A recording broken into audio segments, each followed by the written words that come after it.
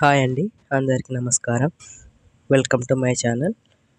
ఈరోజు మనమైతే చేపల పులుసు చేసుకుందాం. చాలా అంటే చాలా టేస్టీగా, చాలా రుచిగా ఉంటుంది. మీరు కూడా కావాలంటే ఒకసారి ఈ పద్ధతిలో ట్రై చేసి చూడండి. పక్కా పల్లెటూరి స్టైల్ చేపల పులుసు.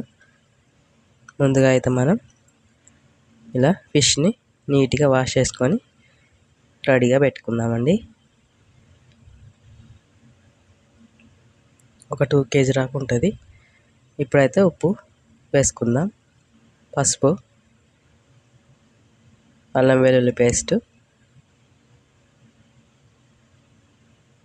వేయించిన జీలకర్ర మెంతుల పౌడర్, అలాగే కారం పొడి, రుచికి తగ్గట్టు మీ టేస్ట్కి తగ్గట్టు వేసేసుకోండి.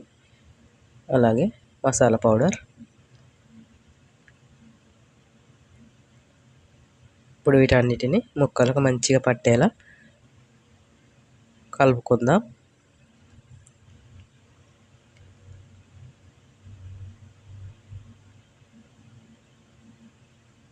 ఇలా కలుపుకున్న ముక్కల్ని పక్కన పెట్టుకుందాం.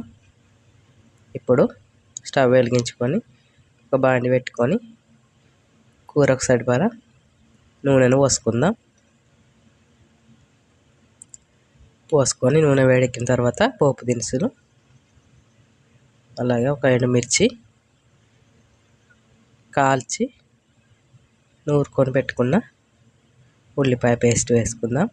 అలాగే పచ్చిమిర్చి, కరివేపాకు కూడా వేసుకొని ఒకసారి కలుపుకొని వీటిని నూనెలోకి మంచిగా ఫ్రై కానిద్దాం. చక్కగా ఫ్రై అయింది కదా. ఇప్పుడు దీంట్లోకి మనం చేప ముక్కల్ని వేసుకుందాం. మసాలా కలిపి పెట్టుకున్న చేప ముక్కలు వేసుకొని గరిటె పెట్టుకోకుండా ఒకసారి ఇలా కలిపేసుకుందాం. ఒక 10 నిమిషాల తర్వాత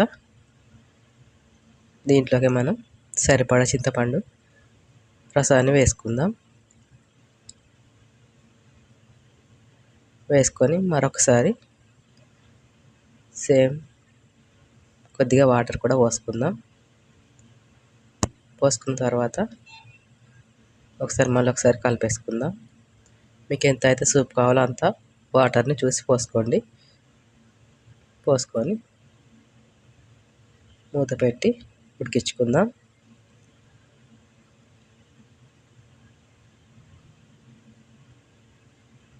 ఇప్పుడు ఒకసారి కలిపేసుకుందాం.